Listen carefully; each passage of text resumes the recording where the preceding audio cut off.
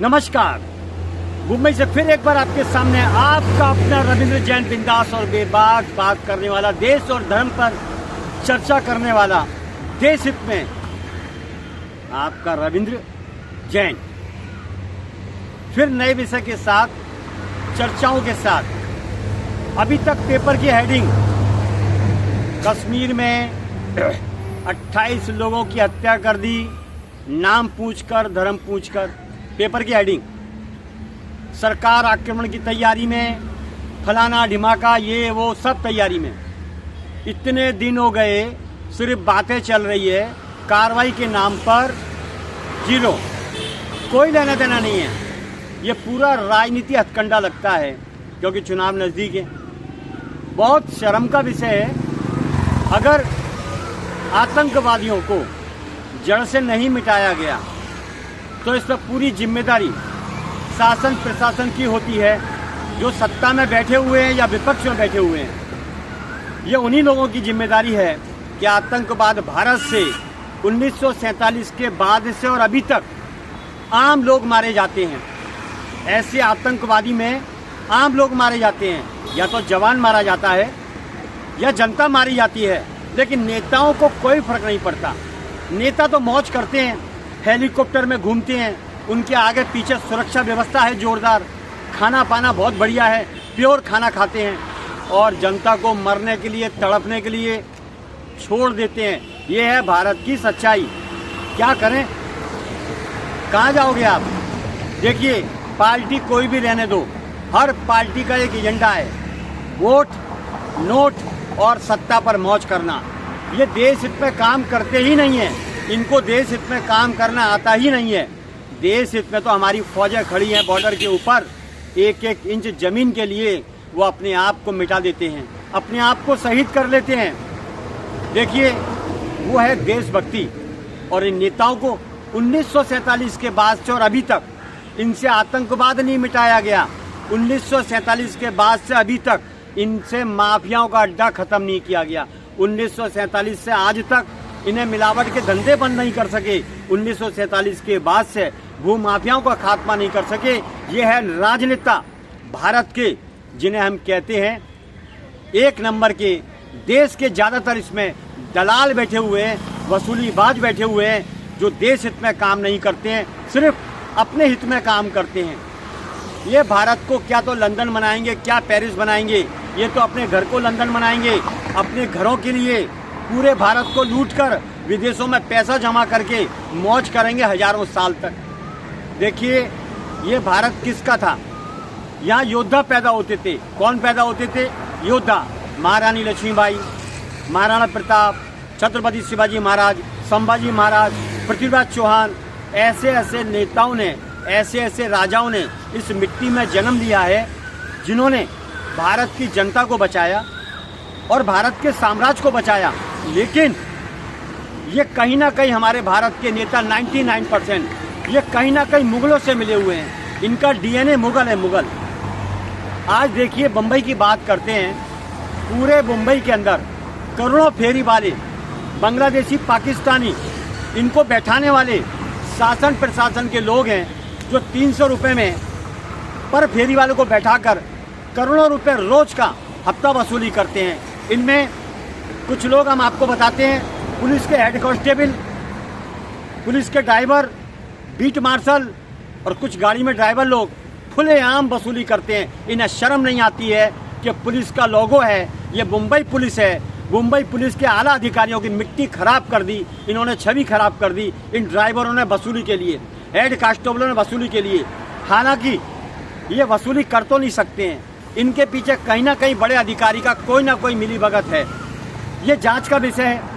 सभी सीसीटीवी कैमरे, मैंने देवेंद्र फडणवीस को पहले भी कहा था, मुंबई हाईकोर्ट को पहले भी संज्ञान दिया था कि जितने भी सीसीटीवी कैमरे हैं वो कंपलसरी किए जाएं और अपने पास उनका कनेक्शन रखा जाए। इन वसूलीबाजों ने पूरे बम्बई को फेरी वालों का अड्डा बना दिया है। ये 26/11 कैसे हुआ? ये कहीं ना कहीं मुखबिर बैठे हुए हैं। मुगलों की औलादें, औरंगजेब की औलादें ज़्यादातर 99% फेरी वालों में हैं, क्योंकि वही वसूली देते हैं ज़्यादा।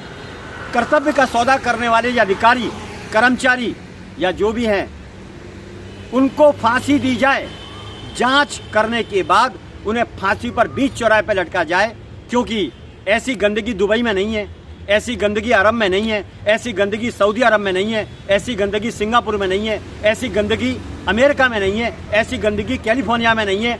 तो भारत में क्यों है?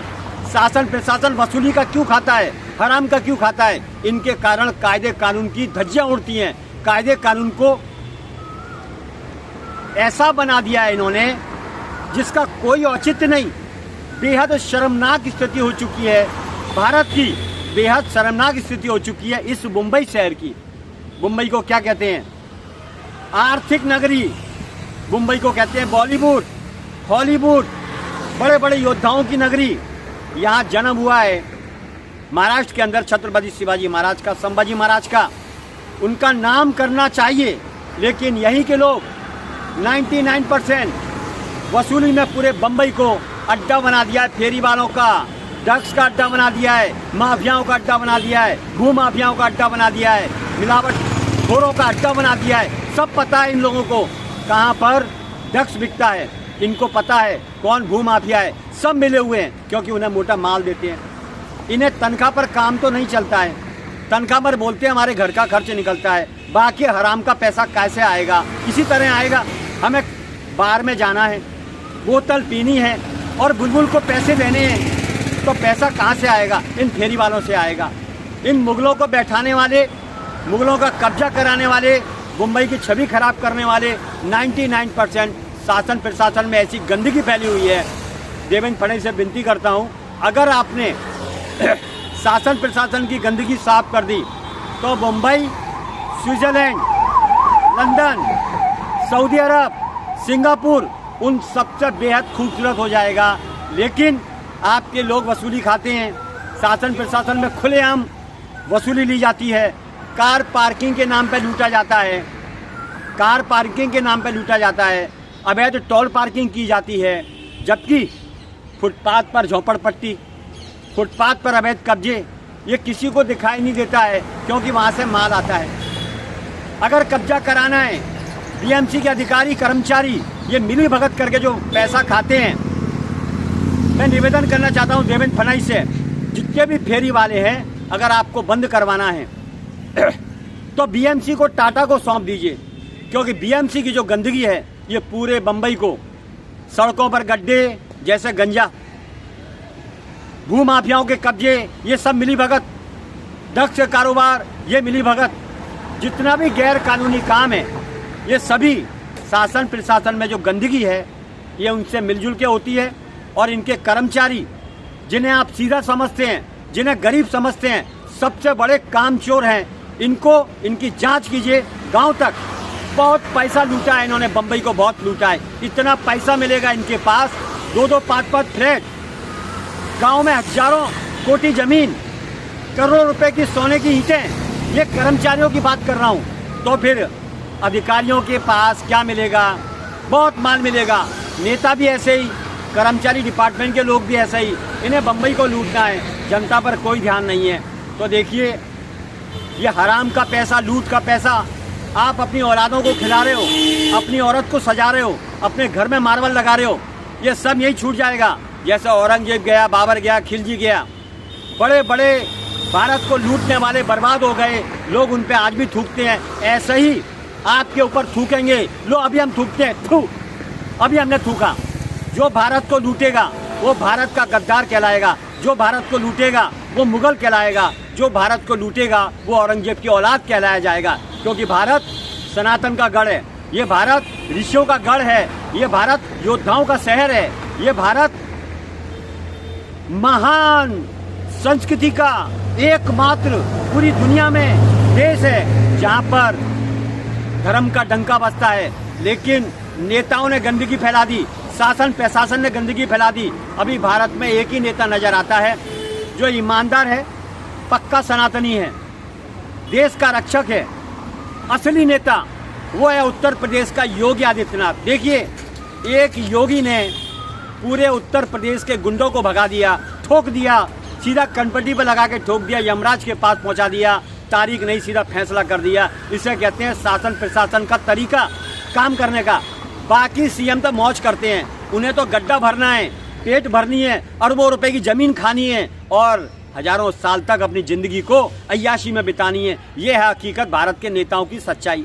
लेकिन एक योगी आदित्यनाथ, देखिए योगी आदित्यनाथ ने गुंडों के शहर को, मवालियों के शहर को, माफियाओं के शहर को, जहाँ पर बहन बेटियों को उठा के ले जाते थे, उस गुंडों के शहर को सत्ता पर आते ही बिल्कुल गंदगी साफ कर दी। आज उत्तर प्रदेश उत्तम प्रदेश बन गया, संस्कृति का अड्डा बन गया, संस्कारों का गढ़ बन गया, उसका नाम दिया जाता है बेहद खूबसूरत उत्तर प्रदेश। और ये मुंबई आर्थिक नगरी, यहाँ बीएमसी में इतना पैसा आता है, सब खा पी जाते हैं, कागजों पर काम, डेकोरेशन सब कागजों पे होता है, सब खा जाते हैं। ये आर्थिक नगरी, इसको फेरी वालों का अड्डा बना दिया, भिखारियों का अड्डा बना दिया, वसूलों का गढ़ बना दिया, माफियाओं का अड्डा बना दिया। इस आर्थिक नगरी को, जहाँ पर सीता ने जल ग्रहण किया था बाल गंगा में, ये बम्बई सीता के कदमों में है, ये बम्बई राम के कदमों में है, ये बम्बई परशुराम के कदमों में है। लेकिन यहाँ के शासन प्रशासन के लोग मुगलों से जुड़े हुए हैं, मुगलों का खून है, इसीलिए पूरे बम्बई का नाश कर दिया है। हर जगह फेरी वालों का अड्डा बना दिया है। इन फेरी वालों में 99% मुगलों की औलादें हैं, क्योंकि ये इनका तालमेल मुगलों की औलादों से है। शासन प्रशासन में 99% देश के गद्दार हैं, इनको सजा मिलनी चाहिए और इनके पीछे आईबी, क्राइम ब्रांच, जो भी है गुप्तचर विभाग, उनको लगाया जाए। 125-50 को सऊदी अरब, इस्लामिक कंट्री की तरह गद्दारी के पाए जाने पर फांसी लगा दी जाए। भारत एकदम नीट एंड क्लीन हो जाएगा। सबसे पहले बम्बई से शुरुआत करते हैं, सबसे पहले बीएमसी को, टाटा को सौंप दिया जाए, एकदम गंदगी साफ, कब्जे साफ, ना भू माफिया रहेगा, ना फेरी वाले कब्जा करेंगे, ना ड्रग्स वाले, क्योंकि सबका पूरा केंद्र जो गढ़ है वो बीएमसी है, इसलिए प्राइवेट में दीजिए, टाटा को सौंप दीजिए, एकदम नीट एंड क्लीन हो जाएगा। मुंबई स्वर्ग हो जाएगा, मुंबई लंदन हो जाएगा। वरना हफ्ता वसूली बार बुलबुल को नचाने के लिए ये भिखमंगे हजारों करोड़ रुपए रोज का खाते रहेंगे, अपने बाप तक पहुंचाते रहेंगे। आखिर बाप तक सामने नहीं आ पाएगा मामला, क्योंकि सभी लोग मिले हुए हैं नीचे से ऊपर तक, जिन्होंने अपना ईमान धर्म बेच दिया है, शर्म बेच दी है, संस्कार बेच दिया है। इन्हें कोई परवाह नहीं, इन्हें कोई डर नहीं ऊपर वाले का कि ऊपर देर है अंधेर नहीं है। देखिए, जैसा कर्म करेगा फल भी वैसा मिलेगा, नीम बोने वाले को आम नहीं मिलेगा। कर्म करने वालों, तुम जो हराम का खाते हो, खोटा कर्म करते हो, देश का पैसा खाते हो, देश को लूटते हो, तुम नरक में जाना तय है। तुम कितना भी मंदिर की घंटी बजा लो, कितना कहीं भी जाओ, कितना भी दान पुण्य कर लो, आखिर लुटेरे कहलाओगे। औरंगजेब ने लूटा, सिकंदर ने लूटा, हुमायूं ने लूटा, बाबर ने लूटा, आखिर उनकी गति क्या हुई? कुत्ते की तरह उनको थूका जाता है। वैसा ही तुम्हारा भी हाल होगा। देखिए जाए, समय बलवान है, जब तक आपका पुण्य का उदय है, जब तक भारत को लूट लो, देश को लूट लो, बम्बई को लूट लो, लेकिन जिस दिन बुरा समय आएगा तुम्हारी औलादें भुगतेगी, ये बात याद रखना। जितना मिले खुशी से ले लो, उसी से। याद रखो, हराम का पैसा, लूट का पैसा, ये आपको एक दिन नरक में लेके जाएगा, आपकी औलादों को बिल्कुल तड़फा तड़फा कर नरक पहुंचाएगा। याद रखिए, बाप का कर्जा बेटा फेंकता। शास्त्र पढ़िए, पुराण पढ़िए, ये मैं नहीं कहता हूँ, शास्त्रों में साफ लिखा है, जैसा करेगा वैसा भरेगा। मैं देवेंद्र फडणवीस से मुंबई हाईकोर्ट से विनती करता हूँ, फेरी वालों को बैठाने में जो जो शासन प्रशासन के लोग शामिल हैं, उनके घर पर बुलडोजर चलाइए और उनके ऊपर इतना जुर्माना ठोकिए 10-20 लाख का कि उनको दिन में नींद आने लगे और रात में उनकी नींद हराम हो जाए। जब जाके ये गंदगी मिटेगी, वरना कर्मचारी से लेकर अधिकारी तक सब मिले हुए हैं, कोर्ट की धज्जियां उड़ती हैं, मुंबई हाई कोर्ट की कोई वैल्यू नहीं, देवेंद्र फडणवीस की कोई सुनता नहीं। आज अगर फेरी वाले बैठे हैं तो 1 घंटे में आदेश आएगा, हटाइए, बाप आ रहा है, हटा देंगे, 2 घंटे बाद वापस बैठ जाएंगे फेरी वाले। कोई आदेश की वैल्यू नहीं। ये कैसा संदेश जाता है कि मुंबई हाई कोर्ट की मुंबई में नहीं सुनी जाती, सीएम के आदेश का कोई पालन नहीं होता। अरे मेरी बारी बम्बई नगरिया, वारे माया नगरी, अरे वारे बॉलीवुड, अरे वारे हॉलीवुड। शर्म आती है ऐसी माया नगरी में। यहाँ पर कायदे कानून है ही नहीं, सब लूटने में लगे हुए हैं। मेरी विनती है हाथ जोड़कर, देशवासियों, आप आवाज़ उठाओ। अभी देखिए, कश्मीर में जो 28 लोगों को मारा गया है, अभी तक कुछ नहीं हुआ। ये नेता लोग बस हल्ला मचा रहे हैं। लेकिन इसकी जगह अगर इजराइल होता, अगर इजराइल में एक इजरायली को मार दिया जाता, तो इजराइल उन दुश्मनों को, 100 लोगों को टारगेट करता। पूरे दुनिया में इजराइल के अंदर जनता और जवानों की बहुत वैल्यू होती है, वहाँ सम्मान होता है। इजरायली एक मरा तो इजरायली 100 लोगों को मारता है, 100 लोगों को, आतंकवादियों को ठोकता है। लेकिन भारत में हिंदू मरता है, हिंदुस्तान में हिंदू मरता है। नेता सिर्फ बातें करता है, रोटियां सेकता है, अपनी वोट बैंक की राजनीति करता है। ये गंदी राजनीति को मैं थूकता हूँ। जनता से कहता हूँ, तैयार हो जाओ, आपको अपनी लड़ाई खुद लड़नी पड़ेगी। बाकी नेता कुछ नहीं कर सकता, क्योंकि यहाँ का नेता 99% कमजोर है, कायर है। इसमें एक ही नेता दमदार नजर आता है, योगी आदित्यनाथ। उस योगी आदित्यनाथ को प्रधानमंत्री बनाइए और अपने देश को बचाइए, विश्वगुरु बनाइए। इन्हीं उम्मीदों के साथ मुंबई से मैं हूं रविंद्र जैन, फिर आऊंगा नए विषय के साथ। जय हिंद।